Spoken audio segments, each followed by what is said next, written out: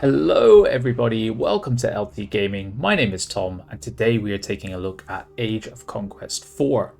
So Age of Conquest 4 is a turn-based grand strategy game that has a huge amount of scenarios available in the premium features. However, it also does have kind of some free maps as well, which I think are very good. That allow you to kind of explore the game, see if it's for you, and then, you know, if you want to purchase the expansion pack with all the maps, you can. So let me just kind of showcase what I'm talking about here. So we have the map downloads on this screen. We have the free maps here, and we can see Mesopotamia, official fantasy map, and official medieval Europe. Now, I've played the European one, and I think I played the Mesopotamian one as well, and they're both very good, very fun. And then you can also see in the feature maps, I think they are like really great. And if you enjoy this game, I would definitely, advise you paying this one-off payment to get access to these different maps. Tempor Ferrarum is incredible, for example, and I'm yet to kind of scratch the surface with the rest of them. So without further ado, let's have a look at the actual game itself. We'll start on the ancient Europe map, as I believe this is included with the game, and we can do let's do the Rise of Rome scenario. I'll keep everything kind of on the basics as we're just showcasing the game here, and create. So here you can see, here's the world map, very pretty looking, and I get to select who I'm going to play as. So let's take someone maybe on the periphery. We'll take the Berbers down here in the southwest, and away we go. So, this is the basic game. If you are a fan of Risk or anything like that, you really are going to connect with this game. It has a very kind of casual feel to it, but a surprising amount of depth when you play on world maps or maps that are a lot more developed than this one. So this is, I believe, a relatively small map compared to some I've played. So, it is turn-based, so we begin. Rome, Carthage to the south, Greeks, etc. And we are the Berbers. So how do we play? Essentially, we build troops, we attack, and we try to take out the kings of other factions, or indeed you can try and conquer factions in general, all whilst trying to maintain a decent economy with different policies and boosting your population taxes and kind of developing your provinces to support your endless warfare. So if I can just demonstrate here, we have the Carthaginians. Who are these? Also the Carthaginians.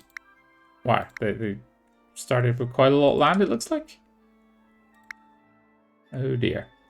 So we will try to take out the Carthaginians nice and early. And to do that, I will build troops. 100 troops. That is all my goal. And here is my king unit. Now, if your king unit gets destroyed, you will become like, either you will lose the game or you become like a vassal, a protectorate, I think they call. And you are essentially out of the game unless you can stage a comeback. So the Carthaginians have declared war on me, which is probably a smart move given their vastly bigger empire. So I will build a little bit of a defense here. And you may ask why I'm using my king to attack. And it is because your kings are... the unit is a lot stronger. I forget the exact percentages. I think it is double. 100% attack bonus. With the downside being if you lose them, you lose the game. So let's attack with my king and his inflated stats. And we will defend the south here to prevent them grabbing all my land. Wow, people are falling off the map like crazy. Now they've gone north, and I will meet them in the north. I won't build any troops there yet.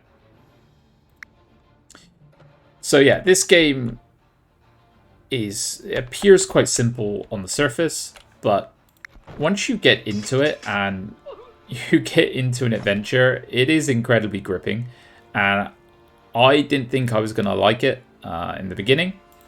But once I started playing, I have now completed, I think, probably about 6 games. And I feel like I'm just scratching the surface with maps and variations. And I also am yet to kind of dive into the online play, which I know, well, it seems very vibrant. So I'm just building troops to prevent them kind of invading from the sea, which they're trying to do, whilst pushing forward with my king army as I'm trying to grab... I assume their king's going to be around here somewhere. Beautiful. All right. They are letting off on my land, which was to be expected. And they're trying to cut me off. But we will just press on. I'm not interested in fighting them and taking every province step by step. I am just literally going straight for the head and trying to take out their king. There he is. He only has 34 men. They have defeated my armies here. And things do look dire. Until this point here. And we will attack the king. And I believe we have captured their ruler. And lo and behold, we have not only captured all the Carthaginian lands now, but we also have the Carthaginian Empire as a protectorate. So, you know, I've seen some people criticize this, like, oh, it's, you know, you just go for the king, blah, blah, blah. I think the game would be a little bit tedious if you had to conquer every single province physically. And I actually like the mechanic of hunting for the king, protecting your king simultaneously, and trying to balance whether to use your king offensively or keep them locked away behind the mountains down here. And I think it just allows you to pursue different strategies than, you know, just endless conquest of every province, which would get a bit arduous in the long run. Now, what other things can I do? So I have to maintain my happiness, as you see at the top here. It's at 56%. No, wait, I'm at 80%, sorry. This is the nationwide happiness plus the minimum happiness. So if I have less than the minimum happiness, I start to get rebellions spring up, which can drop your empire very quickly, trust me. So you've got to be careful with overextension. So if you attack people, it drops your happiness. And so you have to manage that like any other resource. And when you're at high happiness, you know, you can kind of push, oh, I need more gold, I need to build more troops. You can start to kind of find the right balance for your empire. So I think I'm probably in a good spot here. And then once every, I forget how many turns it is. Let's pump up my army here. Once every so many turns, you get a big boost in gold. As you can see here, I've collected the taxes and I got 508. So now I've got a lot more access to kind of gold to build my armies up. So I think it's probably going to be smart to build an army in southern Spain here, as I start to eye up attacking the Spanish and the Egyptians simultaneously. All right. And now we will declare war on Egypt. And I'm hopefully going to blitzkrieg through their lands and find the king. We got the little pyramids down here. And I'll use my king to do so, just because I think it will strengthen him considerably. Let's pump up his army. And then we will declare 22%. Oh, that hurt. That really hurt. And another thing that you have to manage is your action points. So when you move armies and perform different actions, it all drains from this pool. I always find in the beginning I'm running out of action points, and particularly if you start up amongst like a lot of people. So here I've kind of, I think, a bit of advantage on the periphery. But if you start right slap bang in the middle or playing on a much bigger map like the World Conquest map, yeah, your action points become a real kind of bottleneck in the early game. That is another element you need to manage. Wow. I have really lucked out. Now I am playing on easy and the difficulty spikes. Oh, I got minus happiness. That's no good. 59%, but the minimum is 40 before I start getting rebellions. And we go for the king. But yes, I was saying, you know, this might seem quite simple and easy right now, but I am playing on easy. I usually play on normal or hard, and it is a lot more challenging. The computer is all over you. Now they are fleeing, so I need to make sure we intercept them. I think they'll probably flee again, so we'll do 175 each way, and we'll just leave the southern Spain offensive for now. Alright, they stayed. We still won. And we took out the Egyptians. And so now we own all of Northern Africa, or it's part of our protectorates, and we have made inroads into Asia Minor. So this is shaping up to be a very solid game. I will now jump out and show you guys some of the more advanced scenarios, just so you get an idea of kind of what the premium features include as well. And so here we are on the map I mentioned earlier, Tempor Fororum. And as you can see, this map is massive compared to the other one, and it has slightly different graphics, and I really love this map. And this is the one I'm currently playing myself through. I've chosen the kind of large scale with 75 nations, so you literally have so much to choose from. So the premium maps do have like this extra kick, I feel anyway. So I'll show you kind of some early play where you start out in one province rather than with your empire already established, and you have to explore and carve out your territory. So I have picked good old Ireland, relying on a little bit of my heritage here, and I will create some 1-stack armies to explore my immediate surroundings. And as you can see, I've already run out of action points, so I can't really do anything. So that will be it for me until my economy is a little bit stronger. All right, so let's grab this province, and I think I'll move my king into Northern Ireland, Ulster, and we will build more troops here. And what we're preparing to do is attack Scotland. Not the English, as you would expect, but in fact Scotland. Now, to embark an army of this size, it's going to take 108 gold and an action point. So for now, I will just embark a little one of 1 stack. And we will hope we can grab the Outer Hebrides here, maybe. And we still lack the gold to use our big army, but we were able to grab a nice little province. Now, I am using this 1 stack to locate their king, as I want to go straight for the jugular. I assume they have gone to war because it looks like there is some issues arising between the two of them. So I am gonna try to embark my army.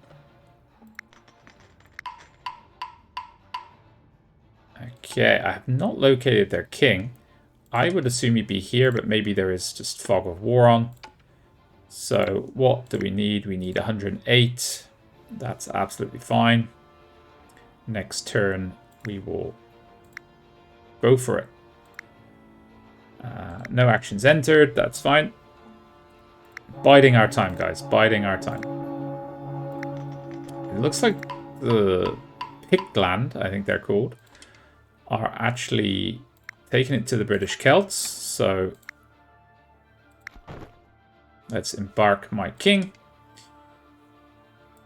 And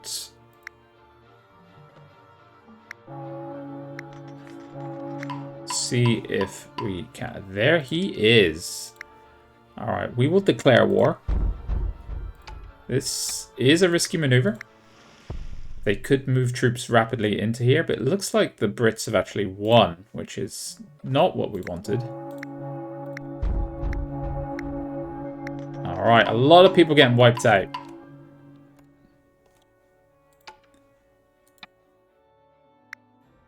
All right, let's play a sneaky one. Let's stay embarked, and we'll go for the British king instead.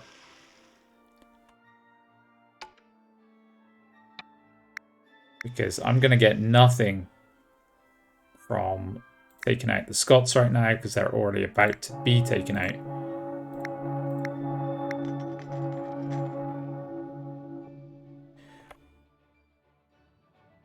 Okie doke. Well, the Scots are actually fighting back a bit.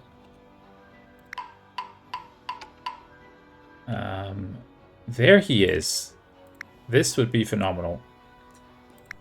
But I have taken a huge blow on the old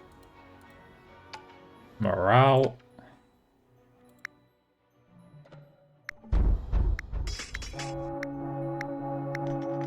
Alright, minus 13.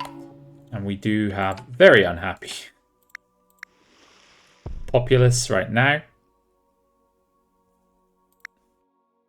And we'll just take a look. Now we need as much happiness coming in as possible, as we're going to run into some serious issues if I don't get a handle on it. All right, and we caught the British king napping, and we have taken them out.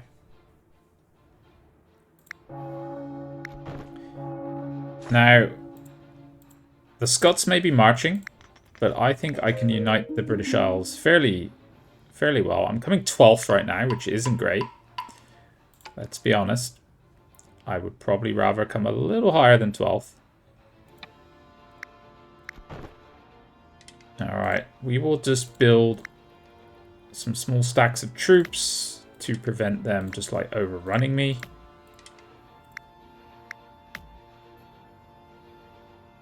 In the short term, and I'll build maybe 20 troops here. What notifications? Oh, okay. Thank you. Got money. Alright, they did launch some attacks, and that is perfect.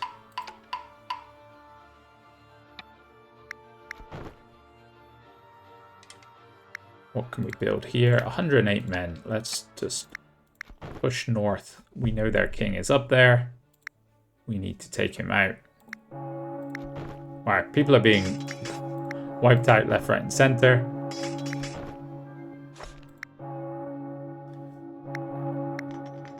Okie doke.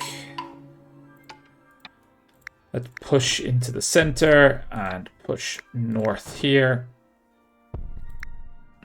And see how we fare. They're suiciding some of their armies, which is a little surprising, but also to be expected. And we have sighted their king, and we're gonna just go all out to capture him and end this war in one foul swoop. And we got him.